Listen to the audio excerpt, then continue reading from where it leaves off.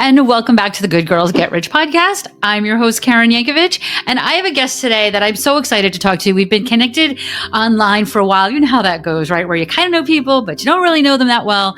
So I'm going to learn a lot about our guest today, as well as you. And it's Melanie Benson. Melanie is the go-to authority amplifier for expertpreneurs who are ready to become unignorable. With over 2 decades of experience helping experts and visionary leaders break out of best kept secret mode, Melanie specializes in turning overlooked brilliance into profitable visibility with high value clients ready to say yes. Who doesn't want that?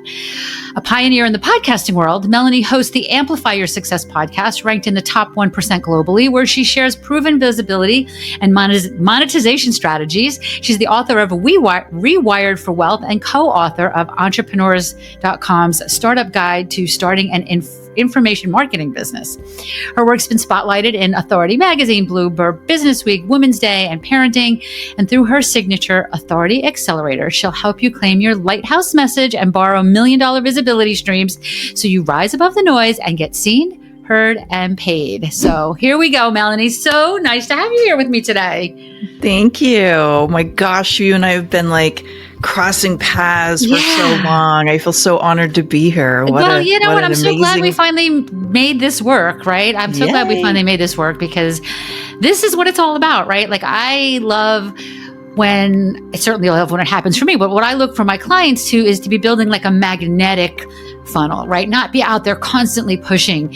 And the way we do that is by kind of lifting each other up, right? So, having these kinds of conversations where my audience gets to know more about you, will bring more people to you. And, that's what I'm all about. So, I love it. Yeah. And it's so funny when, reading your bio, there's just so many things that overlap. I as a podcast host, right? Podcasting. And this episode is 300 and something, 330 something.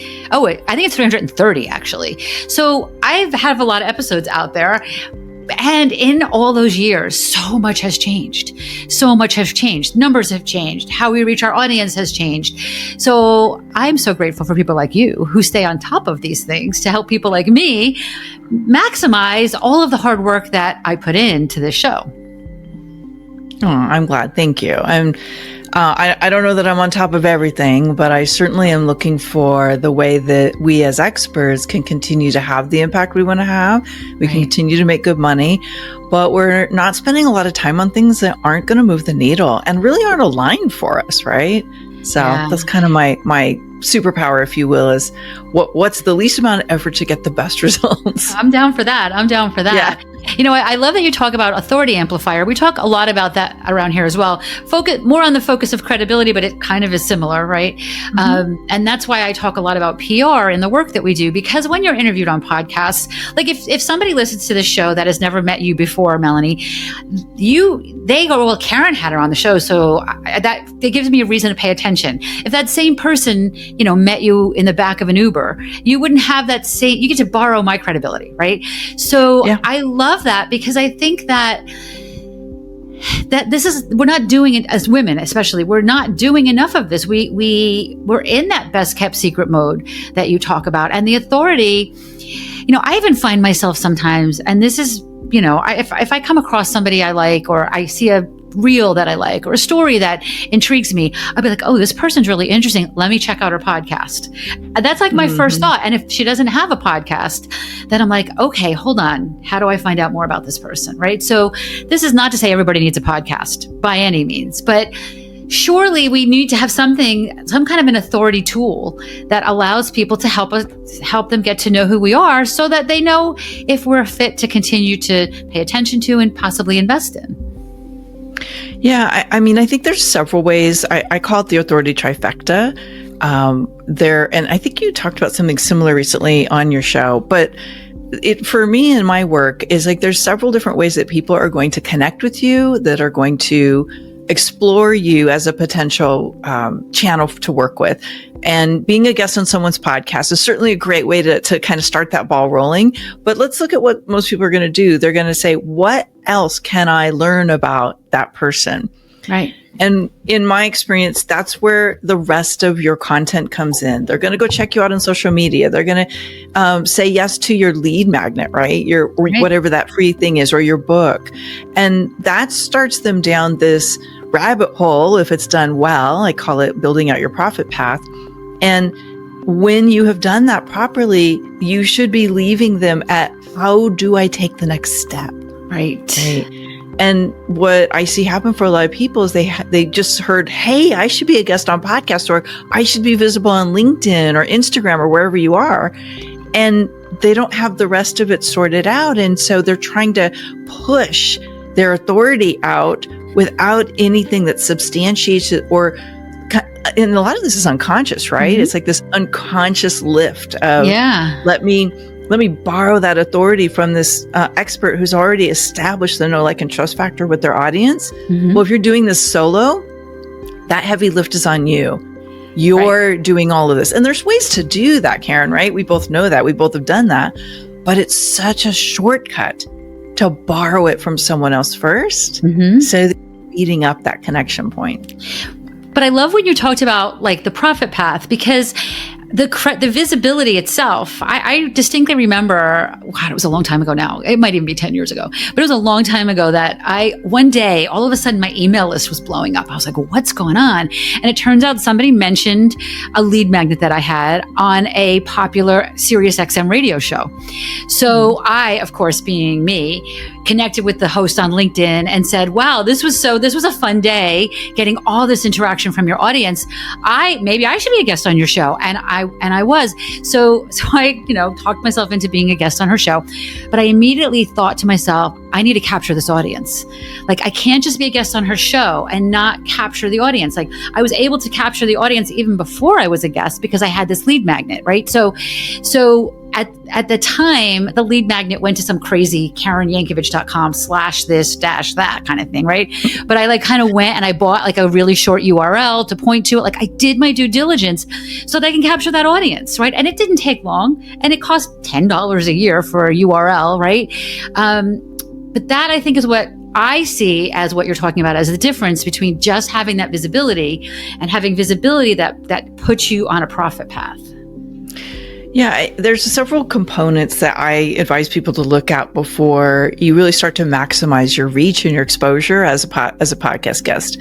And I think a lot of people just stop. I mean, tell me if you see this too, but I think a lot of people just stop with like, I just want to get my message out there. Mm-hmm. And like people that have come into my program at times have said, wow, I've really been squandering all that visibility and all of that, like those connections that I was building all those years. Right. And it's like, we don't know what we don't know until we know it. Exactly. It's like the best day to invest is 20 years ago or today, right? Yeah, so it's the same with your visibility, right? Yeah. Yeah. And so, yeah, I think you can, there's one thing about being visible and amplifying the reach of your message. There's another level, which is how do you leverage and borrow the right audiences so that you're building momentum and you're filling your programs and you're attracting clients and you're creating this compounding effect. That's what I call the $1 million visibility streams that is continually feeding you with new visibility opportunities. And it should be this entire ecosystem that's lifting your business up and co-creating opportunities. Well, and I want to pull out something that you just said there that I think is important, and that is that you mentioned the right audiences.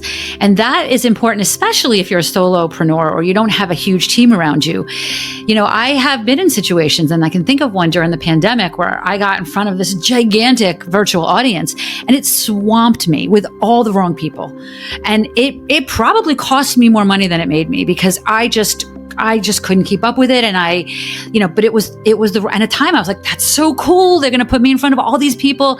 But there were so many of the wrong people that it probably cost me more money. I don't do that anymore. I would rather have a tiny little audience of my exact right people than a huge audience where many of them may not be my people. I don't have the team to support something like that.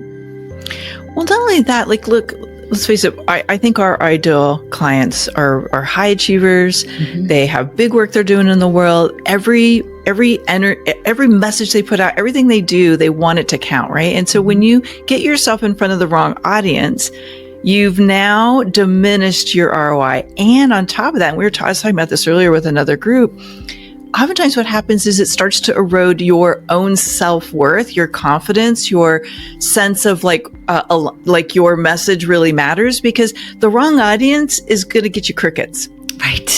Right. And so you're potentially going to have this zero ROI, this like ghost town that happens. You're like, I poured my heart and soul into that message. I put everything into it. Why is there nothing happening? It's because they didn't resonate with it, because it's not where they are. It's not what they need. It's not what they're looking for. So I think that second tier reason to really get your audience dialed in. And by the way, right message, right audience leads to right client. And it's simpler than trying to be all things to all people. It's less work. That's a path to overwhelm, in my opinion. Because not only do you have to like maintain all of that, but you're like, you can't be everything to everyone. Like, that's not your strength. That's not your superpower. Right. So what put you down that path, right? You talk about, how we should, we can be using podcasts and other things to be elevating our authority. What brought you to that path? Well, I mean, I've been in business since 2000, and I found very early that one of the things that separated my work from, a billion other, well, actually there wasn't a billion coaches at that point, maybe the 10,000 other coaches, was the microphone. But we didn't have podcasts yet. We were doing stages and maybe teleseminars. Remember those? Yeah, I do. back before Zoom. And everybody webinars. had an instant teleseminar account for a long time. Exactly. Me too. Yeah. And that filled my programs. Like, it was the conduit for people getting to know my work and choosing me. But as podcasts started to emerge, I was like, wow, we can reach people all over the globe, and I don't even have to get on a plane. This is cool. And I realized that being a guest was great, but what if I wanted to actually actively collaborate with people? What if I want to claim my role as a leader in the industry? That was the moment that I created my own podcast, where I was like, I want to really steer the ship on the conversations I want to have. I want to take the lead. I want to be able to put my bold message out in the world. I want to have a platform that gives my collaboration partners like a great exchange of visibility. Yeah. So I curated my own top 1% podcast simply because I knew that A, we could be making an impact all over the world, but B, like, I wanted to have a collaboration space where we could co-create more opportunities together. And so I think I got really clear very quickly that podcasts were here to stay. In the beginning, it was a competitive advantage, a visibility advantage to have it. Now everybody's got a podcast, but I do think there's still a lot of value because you don't have the same conversation on every podcast. You have your energy, your magic, your light that you're bringing to the world. And because, as you said, there are so many people in the online marketing world, or whatever online world you happen to be in, it's gonna separate you, because people will hear your voice, and people are gonna listen to me and say, that chick from New Jersey talks way too fast. I could never work from her. And they will self-select to not follow me, which is better for me, right? And I've had other people. I had a company one time out of California that called me and said, we need your East Coast energy. So it helps people understand who you are, so that you can do less marketing. You can, you don't have to, it is part of that magnetic effect that I love to have when, in teaching LinkedIn marketing. The very last thing I teach, and it is absolutely a part of what I teach because it's important, but the last thing I teach is pitch people that you want that are going to buy your stuff. Like, nobody wants those pitches. Like, to me, the gold on LinkedIn is build collaboration opportunities where you can get in front of each other's audiences. Those are conversations everyone wants to have. And then you're not doing this one-to-one. Like, an example that I use is, you're not going on LinkedIn to sell a pen, but you know what? Let's find out who's crowdsourcing and buying 25,000 pens at a time and distributing them to all of their their little pen stores, right? Those are the kinds of conversations that bring in the most money. And you talked a lot about women having these big ideas and these big missions. Big missions and big ideas need big money. So let's make some freaking money, and the collaborations, I believe wholeheartedly, is where that happens. Collaboration is growth fuel. I started my business on collaborations, and every kind of stage my business has gone through over these last 25 years has been fueled by the right collaborations. And so we were talking about right audience. I really believe in right collaborations too. Like, not everyone's going to be your collaboration partner. And part of understanding who your right audience is and really like dialing in what's your right message, I call it a lighthouse message, is also like, who are the collaboration partners where we were talking earlier, like we can be a rising tide together. Right. We can lift each other up. Right. And it's not just transactional. I don't know about you, Karen, but a lot of times people kind of get stuck in this. Hey, let's collaborate. I could be a podcast guest for you. I'm like, that's not collaboration. Right. I 100% let's agree with expand that vision a little bit here. Right. I 100% agree with that. I think that you want to have a clear understanding of what the collaboration is, right? Listen, I have been interviewed on a lot of podcasts, and in 330 episodes, I've done a lot of interviews for podcasts. And I believe that I can't necessarily expect my guests to share this everywhere, because I feel like you're doing me a favor by coming onto my show. I am surely going to provide you with lots of opportunities to share it, right? But if you choose to share it, that's great. But if we're creating a collaboration, I want to know, how many emails are you sending out? How many posts are you going to share? Like, what exactly are we agreeing to?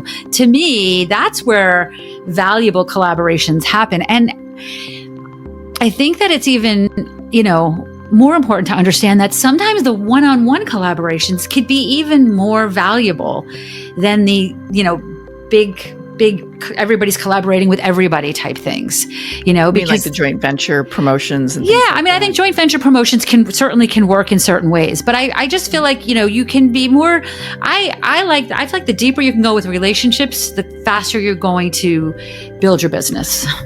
My job. Yes, I agree. So I think you and I are a lot alike in the sense that intimacy and connection is part of what we value. Mm-hmm. And I truly believe that going deeper with less partners, but really looking at how do we continue to grow together, is way more powerful and way more manageable than trying to keep 100 people promoting me. Like, I'm all about, let's build partnerships that fuel our businesses for life, or at least for a few years, right? Yeah, I love that. What an amazing bonus is it when you collaborate with somebody and now you've got a new friend, mm-hmm. and that friend's got your back, and that friend's going to keep saying, hey, Karen, I got this event coming up, or I know somebody's looking for speakers. You want to come? That's what collaboration with intention does. Yes. And how many times have you had a LinkedIn get to know you call where people say, tell me about what you do, and if I think of somebody that might need your service, I'll send them your way? Has that ever happened in the history of LinkedIn, where somebody has met you in a call and then just had a quick little call? Like, I think there needs to be intention behind that. Like, I'm not expecting everybody to send out an email on my behalf, but at the same time, if we can not leave it at that, if I have a conversation with somebody and I think there's real potential, I am sure as heck going to do my best not to leave it at, let me know if you hear of somebody. I'm going to try to build something a little stronger. Sometimes you have conversations like that and you just realize they're not going to really go anywhere, and that's okay too. But you can ask, but if you just leave it there, you're spinning your wheels. There's so much wasted time, and I just don't really want to waste any more time. Yeah, I think, there's a lot that goes into intentional collaboration. It's one of the things that I teach in my programs because, like you said, it's really easy to drop the ball. We have so many plates spinning, but what if you went in intentionally and you had a system where you're actually looking for the right aligned partners? When there's a yes, then you put it into a system where you're managing those partners, right? Oh my gosh. And you're nurturing them and you're staying connected. You're actively engaging them. That, to me, there's 3 assets that I believe are really helpful here. One is the podcast. One is just your social media. Mm-hmm. It's like, what if you keep those people on your radar, and when you see their stuff pops up, you give them some love? Mm-hmm. Like, we know on LinkedIn that really matters, right? Yes. Like that endorsement from other influential voices. And then the third thing is, find other creative ways to give each other the spotlight. Like, you could host events. I host 2 summits every year. I bring in partners for that. What if you like have somebody asking you to speak at their event, but you're like, can't do that one. Hey, you know who could, you know who you might want to talk to, so it's like, I'm always fueling my own network with opportunities that either are aligned for me or not, but it might be a better fit for them. So again, it's just being intentional, but I think, when collaboration's part of your lifeblood, you show up differently with it than, hey, let's have a networking coffee chat and like, oh, okay, we don't have anything immediate, and then it just falls off your radar. Right. That's where the gold gets lost. Right. Well, I want to just mention too that one of the things that I love about collaborations too, and this is only something that I've learned over time, is there's longevity in those collaborations. Meaning, if I am on somebody's summit or speak at somebody's event in 2000, I might get a call from them in 2004. Like 2000, they found out about me, they heard about me, maybe they listened to my show, but they weren't in a place. But there's longevity in these collaborations. So even if there's not an immediate reaction, and sometimes there is, right? Like there's a lot of opportunity for fast cash in collaborations. But the beauty of it is the long game, because you're bringing people into your world and they're getting on your email list potentially. And, I've gotten calls from people, hey, I saw you speak at an event 2 years ago and I'm ready to book a VIP date with you now, like that has happened. And to me, it feels like it's coming out of nowhere, but really it's coming out of that initial collaboration. And then all of that nurturing that I did with emails and social media posts since that collaboration.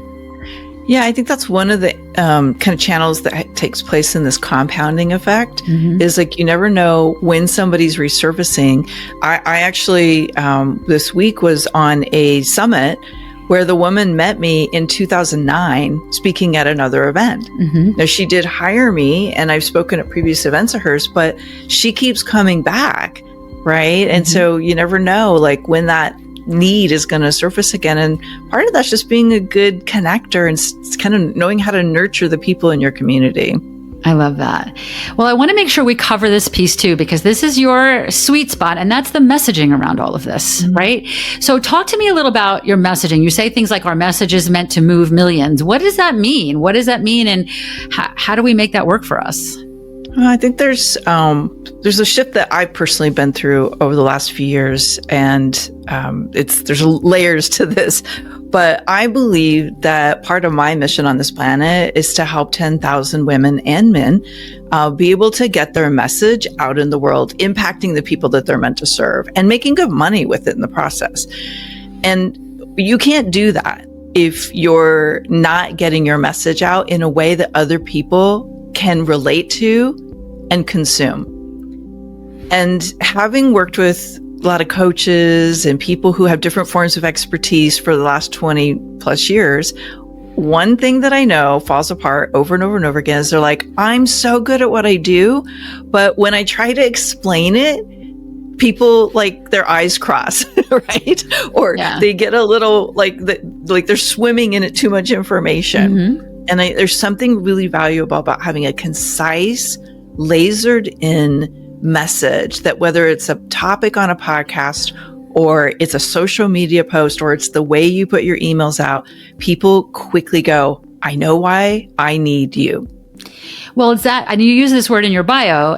To me, that's where you start to become not just visible, but unignorable, right? Yes. Like, so how do you do that? How do you help people find those words that make them unignorable?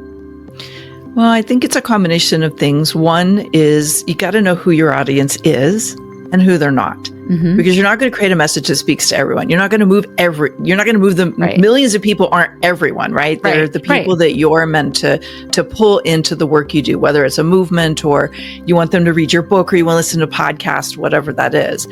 The second piece that has to be there is you have to know what is relevant for them right now and how that intersects with the work that you are here to do.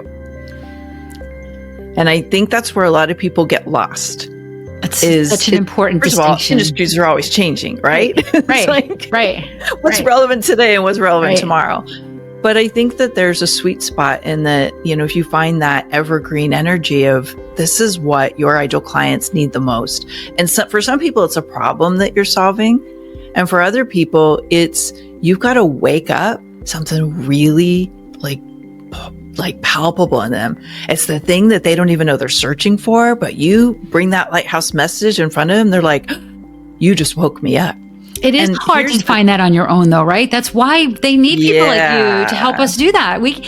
Sometimes the things that we should be best known for are things they come naturally to us. So we think everybody knows we know how to do this. It's in our blind spot. Yeah, exactly. But it also takes a little bit of courage, right? Because, it's easy to post funny memes or, like sometimes, especially in the world we're living in now, we're recording this at the mid, Q4 2025. I believe that you need to be real and you need to be authentic. And sometimes it's scary to do that, to give your opinions or a thought about a topic that, you might feel might be controversial. I'm a fan of, I want to know that. But how do we get past that fear? Or first of all, do you agree with that? And if so, how do you get past that fear?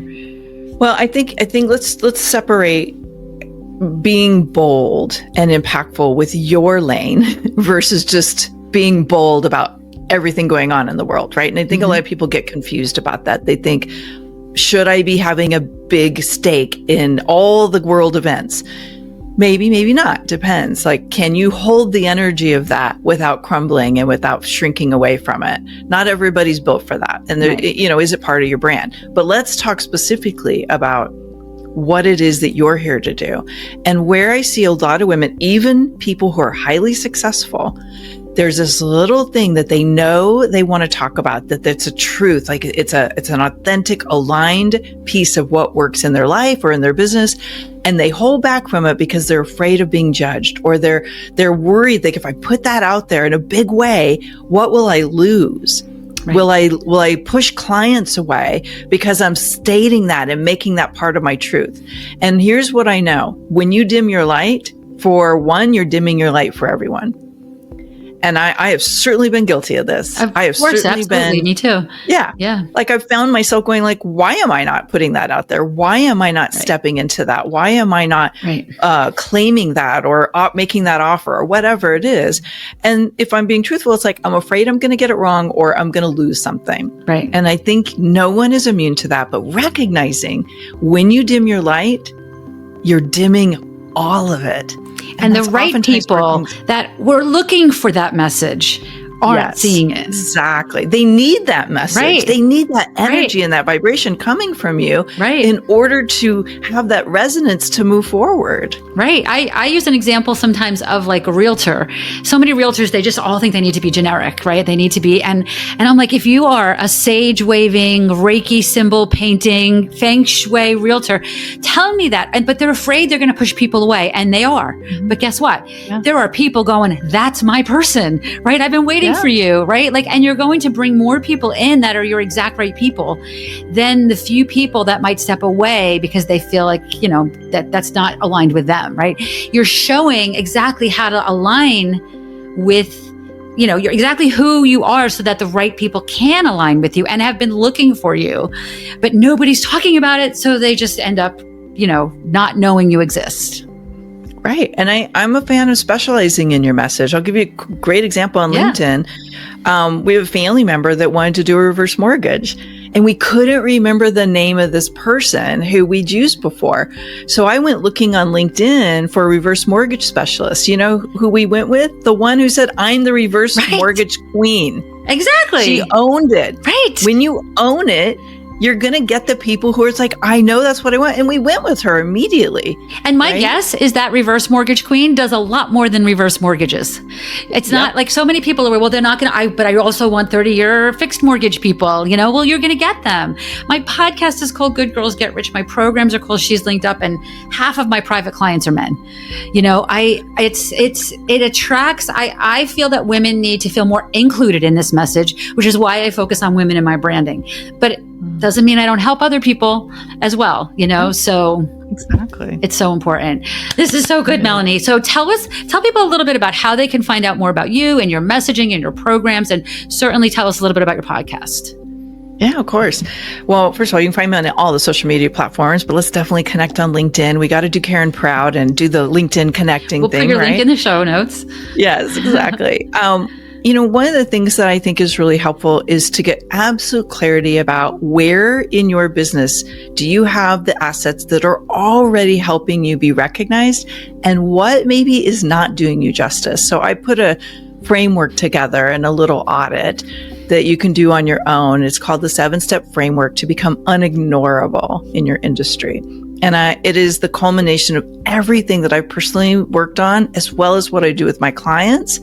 And you can get that at melaniebenson.com/good girls podcast. See what I did there? I do. Make it easy to remember. Impressive. We'll link to it also. We'll link to all the things.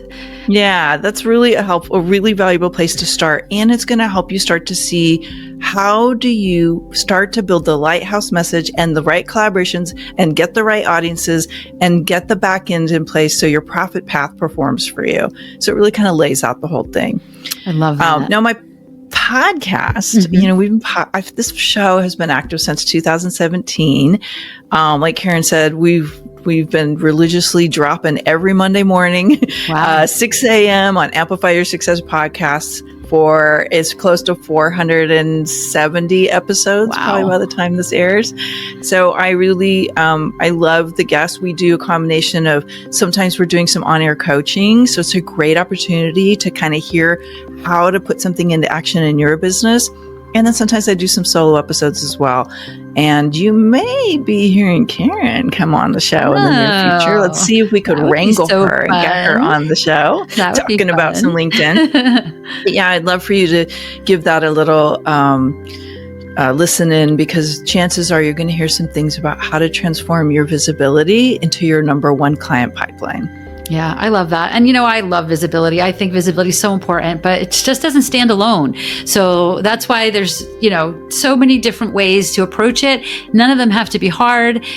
And that's, why I'm so great. I'm so glad you're around to help us with some of it. And I got some of it. And between all of us, again, that rising tide, we'll do our best to lift each other up on all of this. So Melanie, what's up for you in the next upcoming months, year, whatever, what's coming up? Yeah, well, as I mentioned a couple of times, we have 2 events here. We've got one coming up right around the corner. Maybe this episode will be dropping before. It's called Collaboration Currency. It's a 5-day challenge. And really the whole thing is helping people like you and I establish what is a great collaboration for me. And we get you into action so that you build your roadmap, but you also go out and get those collaborations going before you complete the challenge.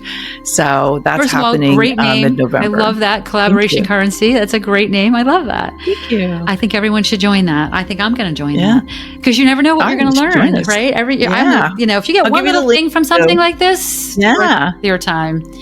Awesome. Thank you. Awesome. Melanie, thank you so much for doing this. It was fun to chat and catch up and get to know each other a little better. And, for everybody that's listening, follow Melanie on all the places. Make sure that we're connected on LinkedIn. We didn't need to edit anything until this second. I just drew a complete blank. Get the framework. I have a new marketing team. I have a new marketing team that I'm trying to remember how they're asking me to end these things. So if you want more of this and of all the things, check out thebrandboost.com. We've got a new program that we just released, thebrandboost.com. It's just simple little things to get you going, to get your brand in line so that you can land those visibility and those collaboration opportunities. Check that out at thebrandboost.com. No, at the Boost. I'm going to start that over again. It's not what it's called. You would think I haven't done 330 of these. Okay, here we go again. It's okay. Okay, so if you want more of all of this, check out theboostbundle.com. It's our brand new program. It's chock full of things that will help you with your personal brand so that when you look for these visibility and collaboration opportunities, you look worthy of people's time, worthy of people's energy, and it makes it easier to land them, right? It helps make all that magnetism work that we talked about here on the show today. So check that out at theboostbundle.com, and we'll see you back here again next week with another episode. Thanks so much for tuning in.